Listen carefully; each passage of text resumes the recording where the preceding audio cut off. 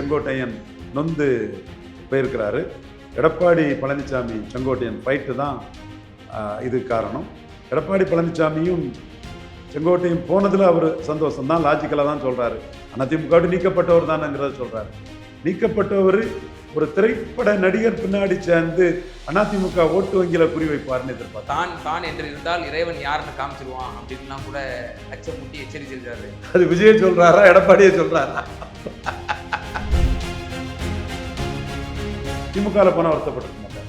அப்போ இவர் வருத்தப்படணும், இவருக்கு ஒரு ஜெர்க்க கொடுக்கணும்னு தான் இவர் தாவேக்கால போயிருக்கார். ஆண்டி எடப்பாடியா தான் போயிருக்கிறார்.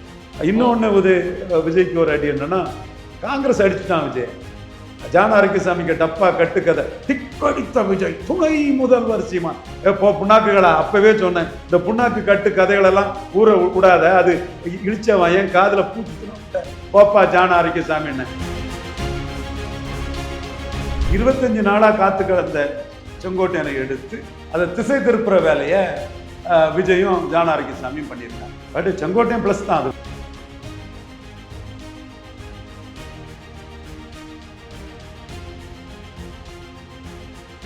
செங்கோட்டையன் இங்க சேர்ந்ததில் எடப்பாடி கொஞ்சம் பரிதவிக்கிறாரு. திமுக சேர்ந்தா பிரச்சனை இல்லை, கொஞ்சம் எம்ஜிஆர் அது இதுன்னு ஓட்ட பிரிப்பாரோ, பாமர மக்கள் ஓட்ட பிரிப்பாரோ, ரெட்டேல ஓட்ட பிரிப்பாரோங்கிற ஒரு பதற்றம் எடப்பாடிக்கு இருந்தாலும் கூட போய் முடிஞ்சது அதிமுக நமக்கு தான், நம்ம கட்சி தான், நம்ம இதுதான், நம்ம சொத்து தாங்கிறதுல ஈஸ் ஹாப்பி. அந்த ஹாப்பினஸும் தெரியுது. திமுக போகாம இங்க போனதுல ஒரு பாதிப்பு ஏற்படுத்திடுவாரோங்கிறதும் தெரியுது. சார், ஒருத்தர் கருத்து மற்றொரு தலையிட முடியாது சார். அவர்களுக்கு உரிமை உள்ளது, ஜனநாயக நாடு. திமுக 48 விழுக்காடு வாக்கு எடுக்குன்னு நான் 2024 சொன்னேன். 35 இடங்களுக்கு மேல ஜெயிப்பாங்கன்னு சொன்னேன். 47 விழுக்காடு வாக்கு எடுத்தாங்க. இப்பவும் நான் சொல்றேன், 45 விழுக்காடு வாக்குகள் மு.க. ஸ்டாலின் கண்டிப்பா அவர் தலைமைக்கு இந்த அணி இண்டாக்டா இருந்து எடுப்பாங்க. விஜயால அதிமுக ஓட்ட எம்ஜிஆர் அந்த மாதிரி தான் சொல்லி கார் கொடுக்குறோம், இந்த மாதிரி தான் சொல்லி எடுக்க முடியுமே தவிர, திமுக விட்டு 15 வருஷம் பிரிஞ்சு போன விஜயால திமுக ஓட்ட ஒன்றும் அசைக்க முடியாது.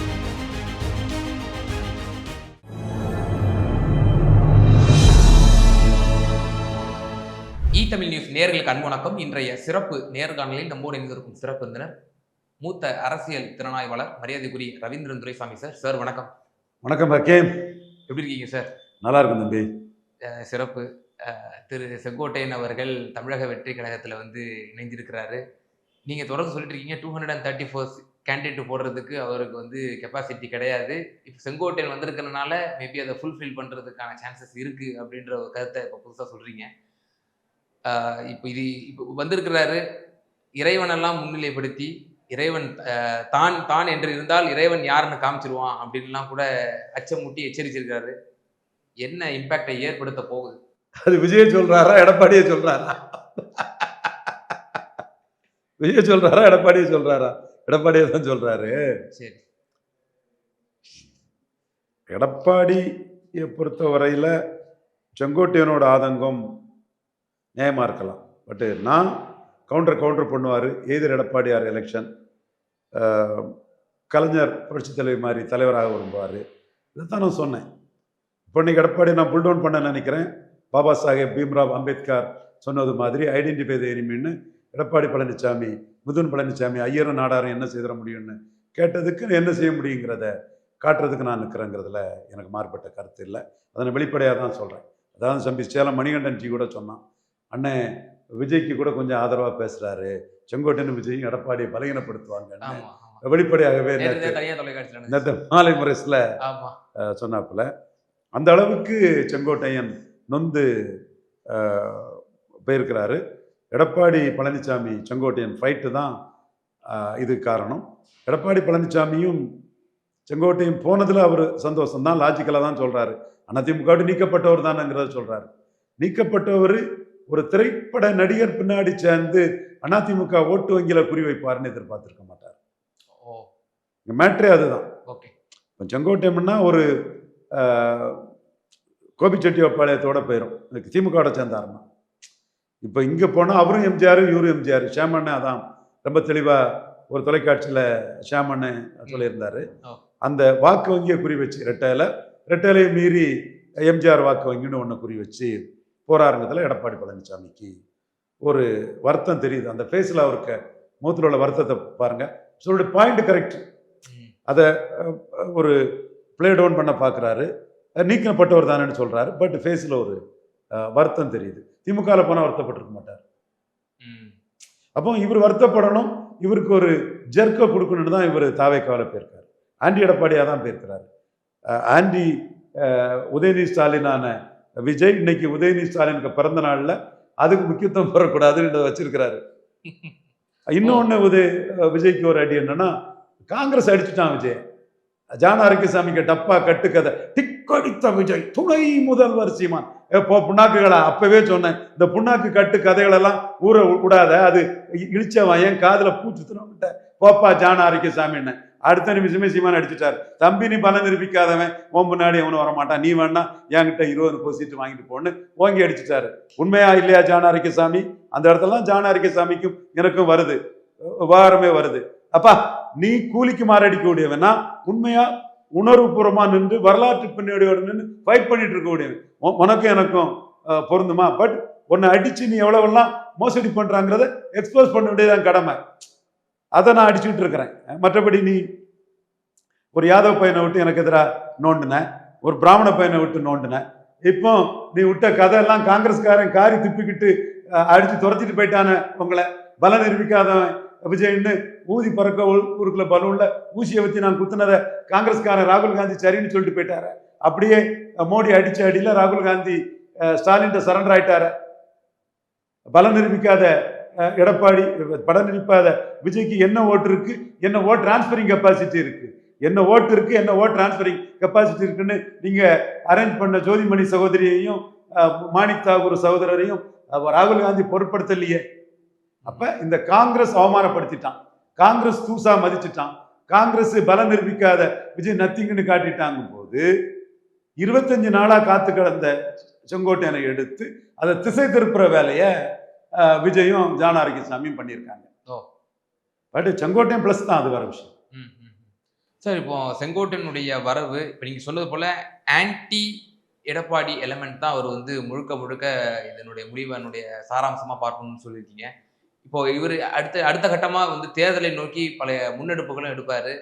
ஏடிஎம்கேக்கு எந்த அளவுக்கு வீக்கன் ஆகும், இப்போ குறிப்பா அதிருப்தி அடையக்கூடியவர்கள், எம்எல்ஏ சீட்ஸ் சில பேருக்கு கிடைக்காது எதிர்பார்த்து இருந்தவங்களுக்கு, அப்போ அப்படிப்பட்டவர்கள்லாம் வந்து செங்கோட்டையனை நோக்கி படையெடுக்கக்கூடிய வாய்ப்புகள் இருக்கா?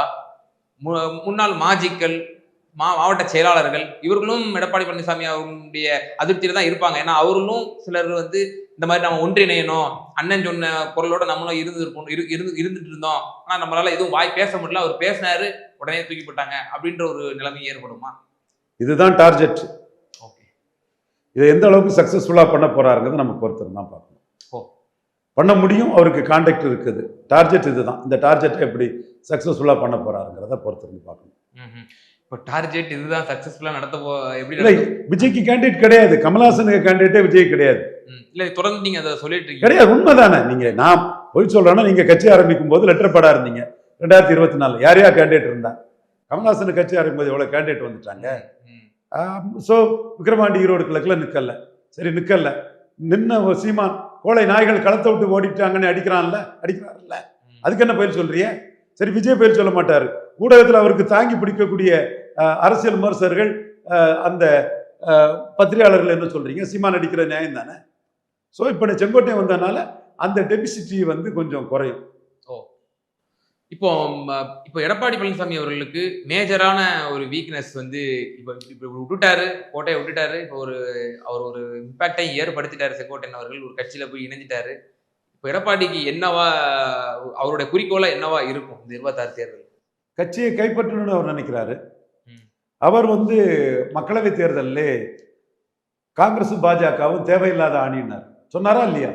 ரங்கராஜ் பாண்டே சொன்னாரா இல்லையா? சூப்பர் ஸ்டார் சவுக்கு சங்கர் சொன்னாரா இல்லையா? சொன்னாரா இல்லையா? சொன்னாரா இல்லையா? பின்ன ஏன் சட்டமன்ற தேர்தலில் பாஜகவோட வந்தார்? அப்போ அவர் சரண்டர் ஆயிருக்காருன்னு அர்த்தம்.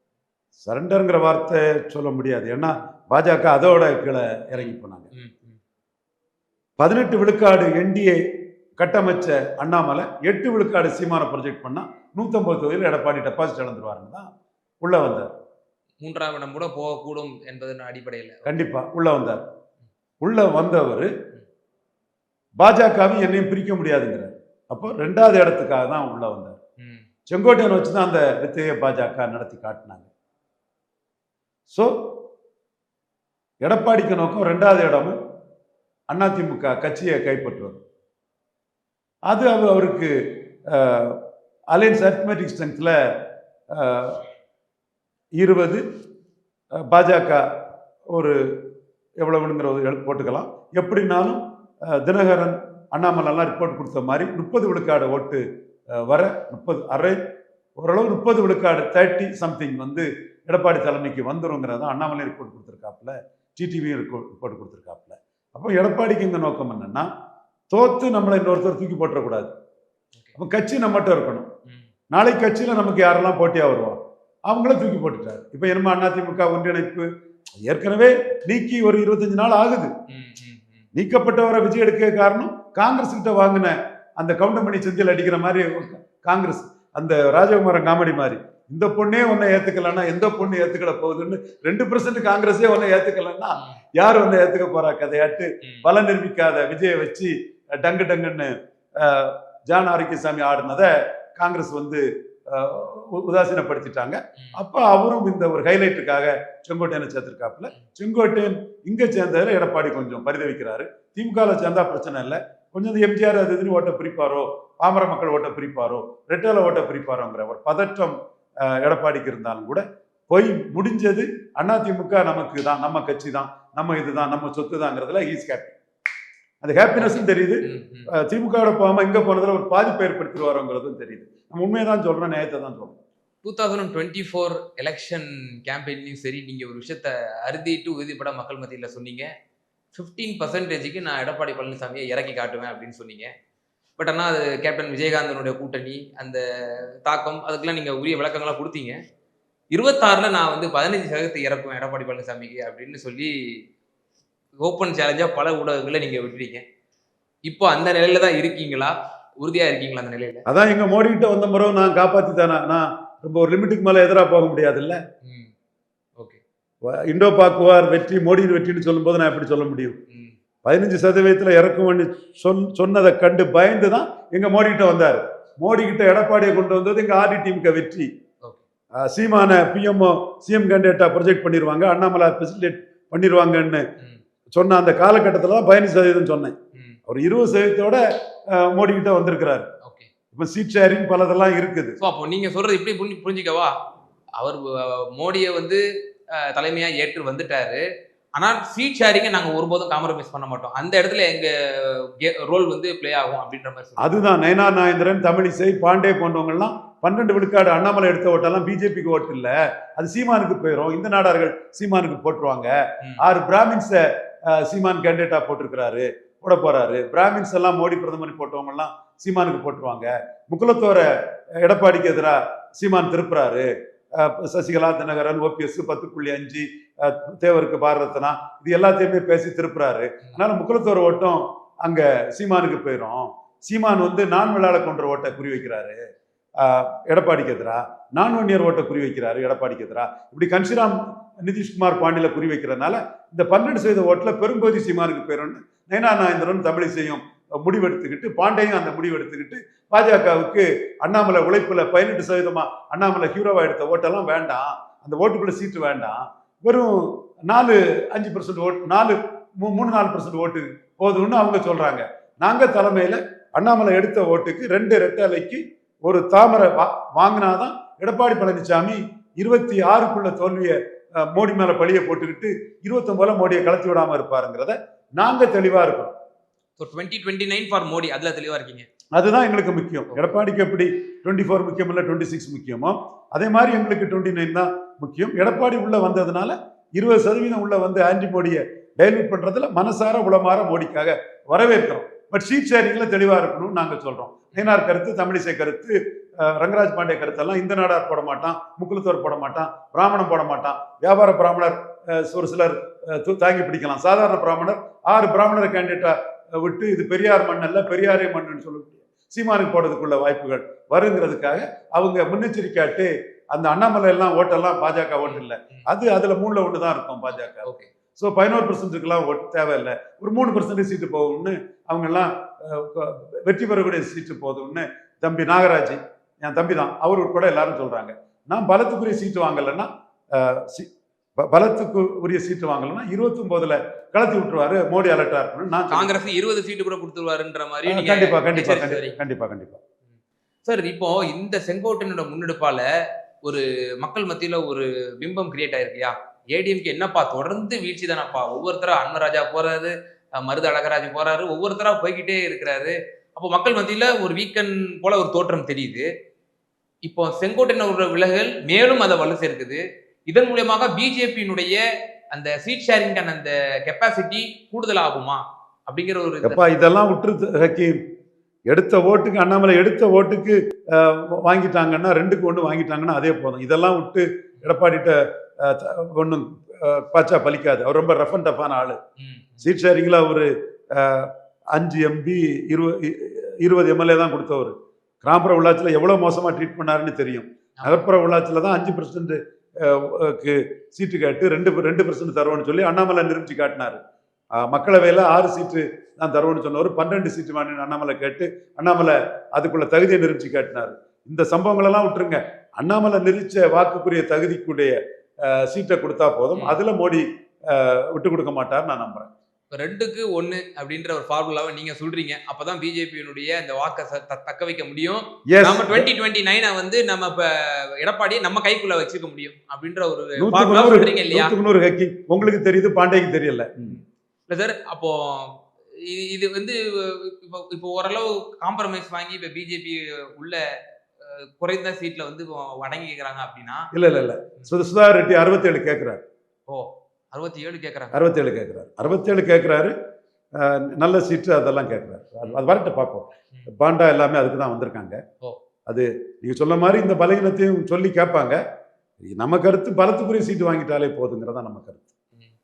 அதே போல இன்னொரு கருத்து இருக்குல்ல சார், செங்கோட்டையனை வந்து அவரே ஓப்பனா ஒப்புதல் வாக்குமூலம் கொடுத்தாரு. அமித்ஷா சொல்லி தான் நான் ஒவ்வொன்றையும் நான் வந்து செஞ்சேன், பிஜேபி சொல்லி தான் நான் ஒவ்வொன்றையும் நான் இணைப்புக்கு உண்டான பணிகளை செஞ்சேன், என்னால் தான் நீங்க சொன்னபடி அவரே சொன்னார். அவரால் தான் வந்து இந்த கூட்டணியும் வந்து ஃபார்ம் ஆச்சு. இவைகள்லாம் இருக்கு கணக்கு. பிஜேபி சொல்லி தான் இவர் வந்து தாவேக்காவில் இணைஞ்சாரா? இன்னும் சொல்ல போனால் ஒரு அரசியல் விமர்சகர் அவர் அதிமுக நலன் விரும்பி அண்ணாமலை சொல்லி தான் இவர் வந்து சேர்ந்தாரு. நீங்க சொல்லிட்டு இருக்கீங்க 2க்கு 1 கிடைக்கலன்னா அண்ணாமலை தனி கட்சி ஆரம்பிப்பாரு அப்படின்னு நீங்க என்கிட்ட பேட்டியிலேயே சொல்லிருக்கீங்க. இதெல்லாம் எப்படி பாக்குறது? தாவேக்கா பலன் நிரூபிக்காத ஒரு கட்சி. பவன் கல்யாண் 2014 ஆந்திரா பிரிவினைக்கு எதிராக மோடிக்கும் நாயுடுக்கும் ஆதரவாக ஆந்திராவில் பிரச்சாரம் பண்ணார். 2019 பலன் நிரூபித்தார். பலன் நிரூபித்த அவர் பாஜகவுக்கும் நாயுடுக்கும் ஆதரவாக கூட்டணியில் வந்தாங்க. 98 தோத்து போனவங்க எல்லாமே பாஜகவை கடுமையாக எதிர்த்த டாக்டர் ஐயா, கடுமையாக எதிர்த்த அண்ணன் வைகோ உட்பட எல்லாருமே, காங்கிரஸோட பெரிய ஒரு சோசியலிஸ்ட் பேட்டர்ன் ஆஃப் சொசைட்டின்னு சொல்லக்கூடிய காங்கிரஸ் கட்சியோட இருந்த இவர் பாலப்பாடி ராமமூர்த்தி போன்ற பாஜக எதிர்ப்பாளர்கள் எண்டு ஜஸ்டிஃபைஸ் த மீன்ஸ்ன்னு அடல்ஜி தலைமைக்கு வந்தாங்க.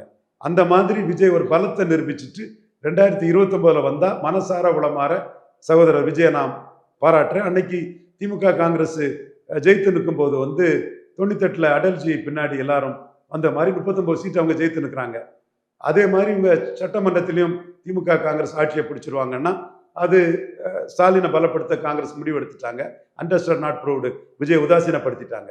அப்போ விஜய் அந்த உதாசீனத்தை ஒரு அவமானமாக கருதி உழைச்சி ஒரு நல்ல வாக்கு வலிமையை அவர் 26 நிரூபித்தாருன்னா 29 விஜய்க்கு ஓட்டும் பாமக ஓட்டு மதிமுக ஓட்டெல்லாம் அடல்ஜிக்கு சாதகமாக வந்த மாதிரி மோடிஜிக்கு சாதகமாக வரும். இந்த கருத்தை தமிழிசை விஜயை தூக்கி பேசும்போதும் நயினார் விஜயை தூக்கி பேசும்போதும் மோடிக்காக மோடி நன்மையை கருதக்கூடிய நாம Vijay understand not proved prove பண்ணிட்டு நம்ம கிட்ட வந்தா லாபம், பவன் கல்யாண் மாதிரி ப்ரூவ் பண்ணிட்டு வந்தா லாபங்கிற கருத்தை சொல்லியிருக்கிறேன். அந்த வகையில் செங்கோட்டையன் விஜய் வாக்க ப்ரூவ் பண்றது 29 மோடிக்கு லாபங்கிறதுல எனக்கு மகிழ்ச்சி தான். இறுதியான எனக்கு இந்த விவகாரத்தில் ஒரே ஒரு கேள்வி. இப்போ நீங்கள் தேர்தல் கணத்தை ஏற்கனவே நீங்கள் கணிச்சு மக்கள் மத்தியில் சொல்லிட்டு இருக்கீங்க. ஒரு பக்கம் சீமானுக்கு 17% வரும்னு நீங்கள் சொல்லிட்டு இருக்கீங்க. இப்படி 17% வந்தாலே திமுகவுக்கு போட்டியே இல்லை அப்படின்ற அளவுக்கு நீங்கள் வந்து பேசிட்டு இருக்கீங்க. இன்னொரு பக்கம் ஏடிஎம்கே டே பை டே வந்து வீக்கன் ஆகிட்டே இருக்கு. செங்கோட்டையன் ஒரு பக்கம் அதிமுகவுடைய வாக்குகளை எப்படியா உடச்சி தாவேக்கா பக்கம் கொண்டு வரணும், இன்னும் மேலும் பலகீனப்படுத்தணுங்கிற நோக்கத்தில் அவர் ஒரு பக்கம் செயல்படுறாரு. அதிருப்தி உடையவர்களை எப்படியாவது இங்கே எடுக்கணுன்ற ஒரு கால்குலேஷன் போய்கிட்டு இருக்கு. இன்னொரு பக்கம் அதிமுக பாஜக கூட்டணியில் மெகா அலையன்ஸ்னு சொல்லிட்டு இருக்காங்க, சொல்லிட்டே தான் இருக்காங்க. இன்னும் வரைக்கும் எதுவும் யாரும் செவி சாய்க்கல. அப்போ திமுகவுடைய இந்த வெற்றி என்பது எந்த அளவுக்கு ஒரு கம்ஃபர்டபுளா இருக்கும்னு நீங்க நினைக்கிறீங்க? திமுக 48 விழுக்காடு வாக்கு எடுக்குன்னு நான் 2024 சொன்னேன். 35 இடங்களுக்கு மேலே ஜெயிப்பாங்கன்னு சொன்னேன். 47 விழுக்காடு வாக்கு எடுத்தாங்க. இப்பவும் நான் சொல்றேன், 45 விழுக்காடு வாக்குகள் மு.க. ஸ்டாலின் கண்டிப்பா அவர் தலைமைக்கு இந்த அணி இன்டாக்டா இருந்து எடுப்பாங்க. விஜயால அதிமுக ஓட்டை எம்ஜிஆர் அந்த மாதிரி தான் சொல்லி கார் கொடுக்குறோம் இந்த மாதிரி தான் சொல்லி எடுக்க முடியுமே தவிர, திமுக விட்டு 15 வருஷம் பிரிஞ்சு போன விஜயால திமுக ஓட்டை ஒன்றும் அசைக்க முடியாது. இதுதான் நிலைமை. இதுல ஸ்டாலின் தோற்கடிக்கப்பட முடியாதவர் அல்ல. 57 62 காமராஜ் உயரத்தில் ஸ்டாலின் இருக்கிறார். ஆனா 1 to 1 67 காமராஜை தோற்கடிச்ச மாதிரி ஸ்டாலினை தோற்கடிக்கலாம். அதுதான் யதார்த்த அரசியல் களத்தோட நிலைமை. இப்போ உள்ள நிலைமையில சீமான் ஒரு பெரிய அரசியல் சக்தி. எம்ஜிஆர், இலவசம், அருந்ததியர் உள்ஒதுக்கீடு, பெரியார் மண்ணு, டாஸ்மார்க்கு எல்லாத்திலும் சீமான் வேறுபட்டு நிற்கிறார். ஸ்டாலின், எடப்பாடி, விஜய் 3 பேருமே ஒரே குட்டையில் ஊறிய மட்டும் நிற்கிறார்கள். எம்ஜிஆர் ஊழல் பெருச்சாளி, சாராயவாரிகளை கல்வி தந்தை ஆக்கினாரு, முல்லைப்பெரியார் அணை பாதுகாப்பு உரிமையை மலையாளிகளுக்கு கொடுத்து விட்டாருங்கிற ஒரு கருத்தியால மக்கள் மத்தியில கொண்டு போறார். ஓடுற வெள்ளத்துல பெணும் செடி செட்டு எல்லாம் ஓடும். எம்ஜிஆர் எதிர்நீச்சல் போடுறதான் மனுஷன். என் இனத்தின் மிகப்பெரிய கலைப்பெருமை சிவாஜின்னு அரசியல தோத்து போன சிவாஜியை தமிழனின் கலைப்பெருமைன்னு பிடிச்சு நின்று அரசியல் பண்றாரு. தியாகராஜ பாதவர் நினைவு நாளை கொண்டாடி அவரு தன்னோட அரசியலை சீமான் முன்னெடுக்கிறாரு. அடுத்தால டாஸ்மார்க் வேண்டான்னு விஜய் சொல்ல முடியாது, செங்கோட்டையன் வச்சுட்டு சொல்ல முடியாது. சீமான் வனம்பால் தென்னம்பால்னு சொல்றாரு. இலவசங்களுக்கு ஆதரவா கார் கொடுப்பேன்னு விஜய் சொல்றாரு. இலவசங்களுக்கு ஆதரவான ஓட்டு இவரு ஸ்டாலினுக்கு தான் போகும். சீமான் அம்பேத்கர் கொடுப்பேன்னு, நான் கார் கொடுப்பேன்னு சொல்லி ஓட்டை வாங்கிக்கிட்டு அம்பேத்கர் படத்தை கொடுப்பேன்னு இந்த இலவசங்களுக்கு எதிரான கருத்தையும், அம்பேத்கர் மிகப்பெரிய அறிவுலக மேதை, அவரை நான் தலித்துகளும் வீடுகளில் அம்பேத்கர் படம் வைக்கணுங்கிற ஒரு கருத்தை சீமான் எதிர்நீச்சல் போடக்கூடிய சுத்த வீர நாட்டு சீமான் அந்த கருத்தை வைக்கிறார். தமிழ்ல இருந்து பிறந்ததுதான் தெலுங்கு, மலையாளம், கன்னடன்னு சீமான் சொல்றாரு. எடப்பாடி கிட்டையும், புரட்சி தமிழர் எடப்பாடி கிட்டையும், செங்கோட்டையன் தலைவர் விஜய் கிட்டையும் அதுக்கு பதிலே இல்லை. பாராளுமன்ற கட்டடத்துல சமஸ்கிருதம் இருக்கு, ஏன் தமிழ் இல்லைன்னு சீமான் கேட்கிறாரு, பதில் இல்லை. முஸ்லிம் சிறைக்கைதிகள் விடுதலை பற்றி சீமான் பேசுறாரு, அவங்கள்ட்ட பேச்சு மூச்சே இல்லை. இப்படி பல இஷ்யூஸ் சீமான் மட்டுமே. குறிப்பா பறையர் தேவேந்திர குல வேளாளருக்கு 5 விழுக்காடு இடஒதுக்கீடை உயர்த்தி கொடுக்கணும் சீமானும், தெலுங்கு தாய்மொழி மக்கள் அருந்ததியர்களை கன்சால்டேட் பண்ணக்கூடிய முயற்சியில் ஸ்டாலினும், இன்னைக்கு கூட ஸ்டாலின் அந்த அறிக்கை விட்டுருக்கிறார். ஸ்டாலின் எடப்பாடி ஒரு பக்கம், விஜய் அதுல எந்த பக்கம்னே தெரியல. ஸோ சீமான் கன்ஷிரா மாதிரி, நிதிஷ்குமார் மாதிரி, எம்ஜிஆர் அது இதெல்லாம் சினிமா கிளாமருக்குள்ள போகாம ஒடுக்கப்பட்ட மக்கள், அரசியல் அதிகாரத்தை இழந்த மக்கள், வஞ்சிக்கப்பட்ட மக்கள், 100% கம்யூனிட்டி பீப்புளுக்காக தெளிவா நின்று 17 விழுக்காடு வாக்கு எடுப்பார். விஜய்க்கு அந்த ப்ரோ எம்ஜிஆர் நடவடிக்கை சுத்த வீரனா சீமான பெருசுபடுத்தி காட்டுது. விஜய் சீமான் கம்பாரிசன், சீமான் யார் யாருக்காக நிற்கிறாரு, எதற்காக நிற்கிறாரு, விஜய் சும்மா ஷோ அரசியல் பண்றாருங்கிறத மக்கள் மத்தியில் கொண்டு போய் சேர்க்குது. கமல்ஹாசன் சீமான் கம்பாரிசன் சீமான உயர்த்தினது மாதிரி விஜய் சீமான் கம்பாரிசன் சீமான பெரிய அளவு உயர்த்து. நிச்சயமா சார், நீங்களும் சொல்லிட்டு இருக்கீங்க 1 to 1 தோற்கடிக்க முடியும். அதே சமயத்தில் எதிர்ப்புகளும் ஸ்டாலின் அவர்களுக்கு இல்லை என்கிற ஒரு கருத்தையும் நீங்க இல்ல இல்ல இல்ல இல்ல இல்ல 2024 தினகரனே சொல்லிட்டாரு. அது எப்படிங்க 39 ஜெயித்தாருன்னு. தினகரனே பாண்டே இவங்களுக்கெல்லாம் ஷாட் அடிச்சு தள்ளிட்டாரு. ஒரு சில உயிர்ப்பிட்டர் 50% பதில் சொல்லு, ஸ்டாலினை முன்னிட்டு தானே அது என்னையா கிளிப்பிள்ள மாதிரி சொன்னதே சொல்லிட்டு இருக்கிற, ஸ்டாலினை முன்னிட்டு தானே அது வந்தது. ஆனா தினகரனே சொல்லியிருக்கிறாரு, எதிர்பாராத அணி அமையுங்கிறதையும் சொல்லியிருக்கிறாரு. நிச்சயமா சார், பல்வேறு விவகாரங்கள்ல எங்க நேரலுக்கு ரொம்ப தெளிவா உங்களோட கருத்துக்களை பார்த்தீங்க. இந்த நன்றி.